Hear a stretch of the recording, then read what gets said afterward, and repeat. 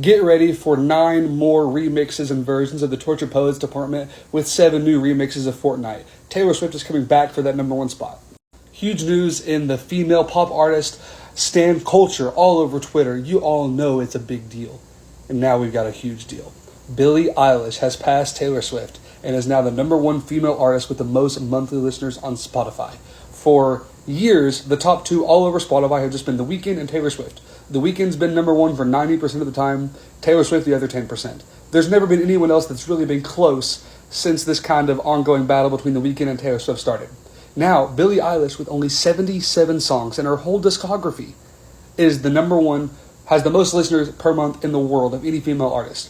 That's truly insane. She also passed 100 million monthly listeners recently, only the 3rd artist to ever do that, behind The Weeknd and Taylor Swift. I made a video a few weeks ago, where I said that Billie Eilish and Olivia Rodrigo could be the 2 biggest female pop stars in the world in a few years. And a lot of people are like, oh, no.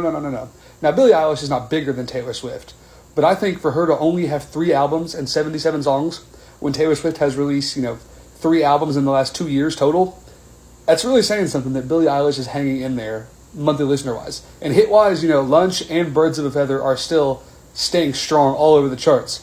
Both are still streaming higher than any song from the Tortured Poets Department. Even though that album had 30 songs, this one only had, I believe, 11, maybe 10. But it was a short album. Overall, this is just kind of wild. I never thought anyone would come close to Taylor Swift and The Weeknd in the monthly listener category. They both just have such big discographies that so many people are going to listen to their stuff because of how many options there are. That's the reason they're both always up there. They have so many hits that span so many albums. For Billie Eilish to only have 3 albums and to be, approaching The Weeknd and passing Taylor Swift is kind of wild. What do you think? Is this sustainable? Can Billie Eilish keep getting bigger from here, or has she peaked?